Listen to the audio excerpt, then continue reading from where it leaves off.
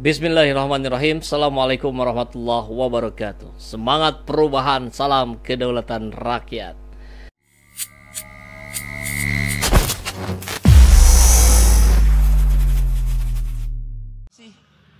Tema utama yang kami bawa, kami mengusung gagasan perubahan.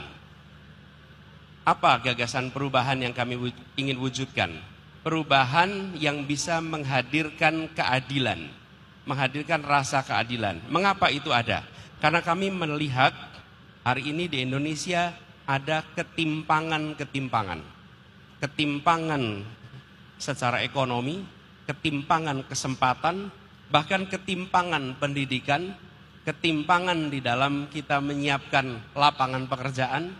Ketimpangan-ketimpangan ini terjadi karena penyusunan kebijakan di Indonesia selama ini tidak memasukkan faktor keadilan sebagai faktor penting dalam menyusun kebijakan. Sahabat TZ, hari ini rakyat di akar rumput banyak sekali yang berharap, tentu dari 40 juta yang memilih Anies lah ya.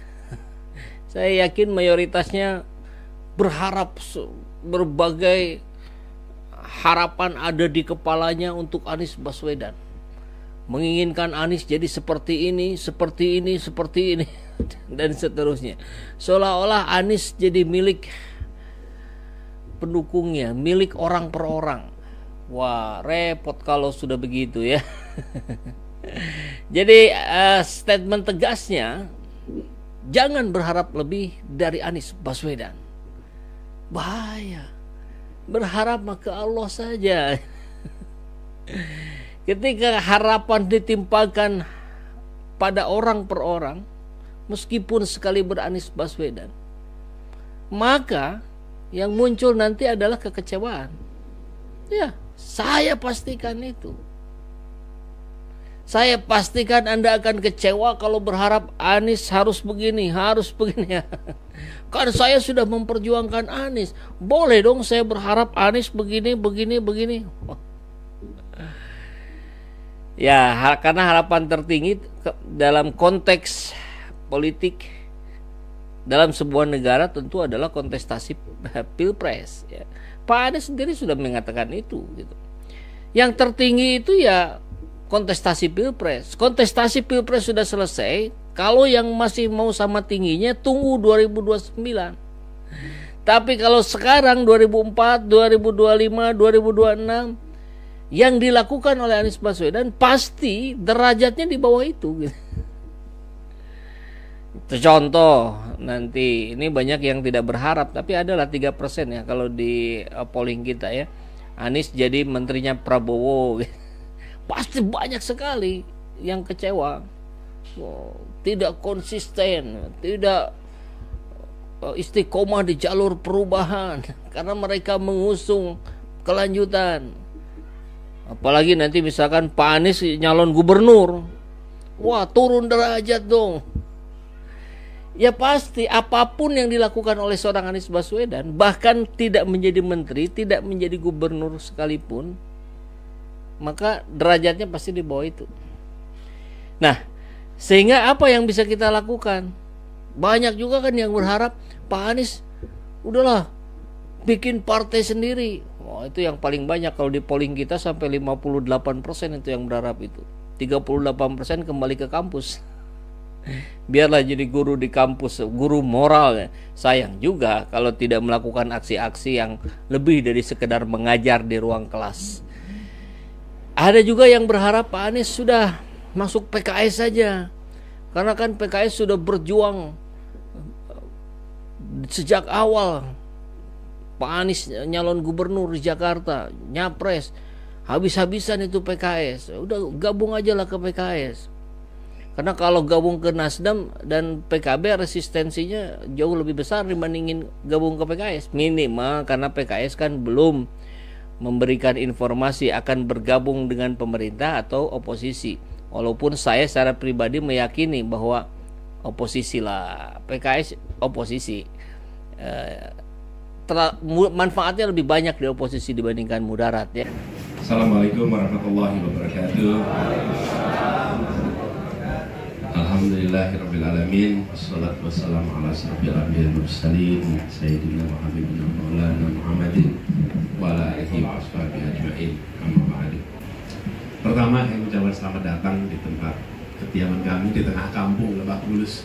Terima kasih telah berkenan untuk bersama-sama hadir ketika tim menanyakan, Pak, apakah di rumah saja? Boleh di rumah saja. Sekaligus tanda kita ini mengirit sekali, Pak. Sampai ke akhir. Dan tapi demikian tempatnya sempit ala kadarnya, tapi insya Allah seperti pesan disampaikan kemarin, boleh saja ruangannya sempit, tapi hati dan pikiran kita amat lebar dan besar. Nah, alhamdulillah kita sudah melewati satu fase perjuangan yang kalau kata Gus Imin tadi itu ada unsur berani dan unsur lupa. Berani itu ada dua sebab kenapa kita ini berani. Satu, bernyali. Karena itulah disebut berani. Dua, belum tahu risiko. Ya, kalau orang belum tahu risiko ada disebut berani. Misalnya begini, sederhana, di sebuah kampung dewasa ada orang melewati kuburan, sampai di lewat kuburan itu sebelah orang hebat sekali pada berani lewat kuburan itu. Yang lewat, oh, itu kuburannya. Jadi dia lewat ke sana tanpa tahu itu kuburan. Kita masuk yang mana di sini? Kita masuk yang bernyali atau yang tidak paham risiko? Bernyali. Kita rasanya kombinasi. Kita sebagian lah bernyali, sebagian baru tahu risikonya. Tapi apapun yang kita kerjakan kemarin, saya rasa 40 juta orang lebih yang memilih. Jangan sampai kita pandang itu angka yang kecil. 40 juta orang yang ikut dalam rombongan ini bukanlah orang yang memilih karena dibayar, bukan memilih karena dibeli sembako, bukan memilih karena ditekan, bukan memilih karena merasa takut, tapi memilih karena mereka memiliki harapan dan mereka paham apa yang mereka harapkan. Jadi tidak aneh kalau ketemu tadi orang lihat penyandang disabilitas tidak ada fasilitas, karena salah satu kampanye utama Amin adalah tentang fasilitas untuk penyandang disabilitas. Itu salah satu kampanye utama. Dan ini terasakan, Pak Yan. Ada pesawat, Pak Yan, pilotnya tidur, Pak Yan. Salah rute, betul tidak? Meleset 28 menit tidur. Yang ramai apa? Harusnya Amin menang, jadi ada cuti untuk pilot yang istrinya baru melahirkan. Karena ternyata dia kenapa tertidur? Karena istrinya baru melahirkan, anaknya kembar, sehingga malam harus mengurus anak, tidak ada cuti untuk suami yang istrinya melahirkan. Program Amin adalah salah satunya, adalah cuti untuk suami yang. Dan itu deretannya panjang, makin sering kita ketemu problem ABCD. Dan kenapa ini bisa diungkapkan? Karena pemilih kita adalah pemilih yang paham tentang agendanya, pemilih yang mengerti tentang mengapa mereka memilih. Dan ini adalah satu politik kampanye yang mudah-mudahan bisa dijadikan rujukan ke depan. Kampanyenya berisi gagasan, kampanye berisi pesan-pesan yang mudah dipahami. Dan alhamdulillah ini meluas. Jadi kami menemukan dalam perjalanan ini ketulusan, keikhlasan sebagai bahan bakar perjuangan kita kemarin yang luar biasa.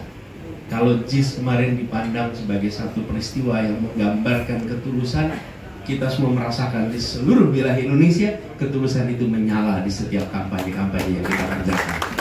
Itu dahsyat. Dan ini yang kemudian kita syukuri. Jadi kalau kita tadi menengok ke belakang dengan rasa syukur karena kita sudah mengerjakan yang sehormat-hormatnya, sebaik-baiknya, sekeras-kerasnya di dalam berjuang. Pesan itu dirasakan bukan hanya pada kita-kita yang terlibat di dalam kepengurusan, tapi oleh masyarakat kebanyakan pun hal yang sama terjadi. Tapi yang tidak kalah penting, bahwa itu semua terwujud kenapa? Karena di atasnya guyup. Atasnya guyup. Ini Nasdem, PKS, PKB ini guyup. Coba kalau tiga ini tidak guyup, apa yang terjadi? Sulit sekali kita menjalankan ini semua. Insya Allah keguyupan ini bisa berjalan terus ke depan. Jadi sekarang Gus Imin udah ketagihan, nanti kalau ada kafe di tempatnya PKS, Gus Imin udah datang. Kalau Nasdem sudah ada tempatnya di untuk ngumpul-ngumpul 3 ini terus sama-sama, dan itu menular ke bawah. Dan harapannya mudah-mudahan di bawah juga begitu, dapat kerja bersama ini. Lalu saya secara khusus sampaikan terima kasih Pak Kapten, karena ini Pak sebenarnya secara kepangkatan turun Pak. Beliau ini Marsekal Madya jadi kapten. Dan dulu dia kapten F16 gitu. Betul ya Pak Zain? Pak Sogi ini kapten F16 yang untuk masuk ke sana itu spesifikasinya rumit lah Pak itu. Di antara kita kalau daftar belum tentu lolos tes pertama Pak untuk jadi penerbang. Pak Kapten mengelola sebuah tim yang karakter warganya itu luar biasa, variasinya tinggi. Saya sempat sampaikan, he is not only managing brains, he is managing hearts. Dan mengelola hati itu yang paling sulit. Kalau mengelola brain masih bisa ditunjukkan kalkulasinya. Kalau brain itu 4 tambah 4 ya sama dengan 8. Tapi kalau heart, enggak. Dan mengelola hati itu membutuhkan hati yang lebar, yang besar, yang lapang. Terima kasih Pak Kapten, telah lapang hatinya mengelola ini semua. Dengan segala macam plus minusnya, dengan segala macam tantangannya, sama sekali tidak kecil. Membutuhkan kesabaran ekstra. Karena yang menyampaikan harapan sampai tuntutan itu luar biasa besar variasinya. Saya membayangkan mengelola ini salah satu proyek paling rumit barangkali yang pernah dialami. Buat Pak Kapten juga saya rasa begitu. Di antara semua kepemimpinan, SAR itu menjadi gak ada apa-apanya Pak dibanding ini. Karena saya ingat beliau mengelola SAR pada saat pas yang jatuh itu apa? Lion Air ya, Lion Air di Karawang ya waktu itu. Nah, ini tim yang bekerja dengan segala macam dinamikanya dalam waktu yang pendek, sangat intensif. Ada ujungnya. Ujungnya adalah ketika MK kemarin ambil keputusan. Dan ketika MK mengeluarkan putusan, kita nyatakan menghormati putusan. Ini bukan soal setuju dan tidak setuju, menghormati. Dan kemudian kerja ini tuntas. Satu fase tuntas sebagai bagian dari proses Pilpres. Tapi saya harap semua jaringan timnas yang sekarang ada tidak berhenti dalam bekerja untuk perubahan bagi Indonesia. Pilpresnya sudah selesai, kaitan timnas dengan KPU sudah selesai. Tapi kita ini ada timnas, tidak ada timnas akan berjuang untuk perubahan. Karena itu saya berharap dirawat terus jaringannya sampai seluruh Indonesia. Siap-siap, insya Allah ada siklus berikutnya. Kita akan sama-sama dorong. Dan seperti dibilang tadi, kita akhiri dengan kepala tegak. Yang kita lakukan tidak ada satupun yang kita harus tutup-tutupi. Insya Allah semua yang kita kerjakan itu kita bisa ceritakan dengan rasa bangga. Nah ini juga Pak Sayub yang saya sering temukan. Apa yang disampaikan? Pak, saya bangga. Pak, saya bersyukur. Saya bangga. Itu kata bangga itu paling sering diucapkan sekarang. Paling sering diucapkan. Tadi diucapkan di sini. Kemarin saya ke Jogja, di stasiun ketemu 2 orang yang bilang sama. Saya ikut hadir ke sini, saya ikut hadir ke sini dan saya bangga. Sampai di Surabaya, sama Pak. Sampai di Surabaya itu di perjalanan ada yang nyapa, saya bangga itu. Jadi apa artinya? Artinya ini adalah gerakan. Kalau ini semata-mata program, apalagi transaksional, tidak ada itu kebanggaan. Malah menutup-nutupi. Kalau bekerja karena diberikan sekedar transaksi, ini tidak ada transaksi. Yang ada adalah sebuah gagasan, sebuah kepercayaan diemban sama-sama. Dan ketika ini dilewati di ujung, alhamdulillah husnul khotimah, keluar itu dengan rasa kami bawa kebanggaan atas proses Pilpres 2024. Ini yang harus dijaga, ini harus dihidupkan. Seperti tadi saya garis bawahi, di luar sana ada 40 juta pemilih kita. Mari kita hormati, mari kita hargai dengan cara kita mengerjakan sesuai dengan nilai prinsip yang kita perjuangkan selama kampanye kemarin. Mereka menengok betul pada kita dengan harapan bahwa agenda-agenda perubahan itu terus kita kawal, terus kita bawa. Dan inilah harapan yang diberikan oleh 40 juta. Kemarin saya sempat ke ke Jogja, ke Surabaya. Dan antusiasmenya memang masih tinggi. Saya sampai lihat ini seperti suasana kampanye masih Pak. Di mana-mana itu suasananya masih seperti suasana kampanye. Nah ini pesan juga, harapan itu harus kita jaga sama-sama. Jadi bagi semuanya yang terlibat di timnas, perlu diingat bahwa apapun yang kita kerjakan adalah atas nama kita bersama. Jadi kita jaga ini baik-baik.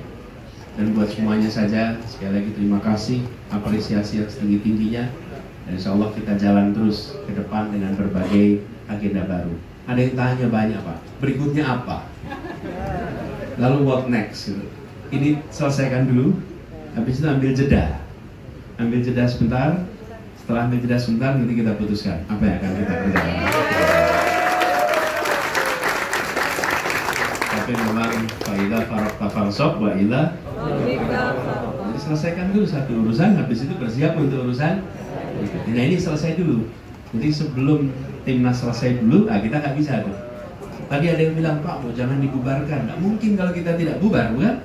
Harus selesai dulu, pertanggungjawaban selesai, habis itu baru bersiap langkah berikutnya. Insya Allah kita berjuang bersama lagi, sama-sama.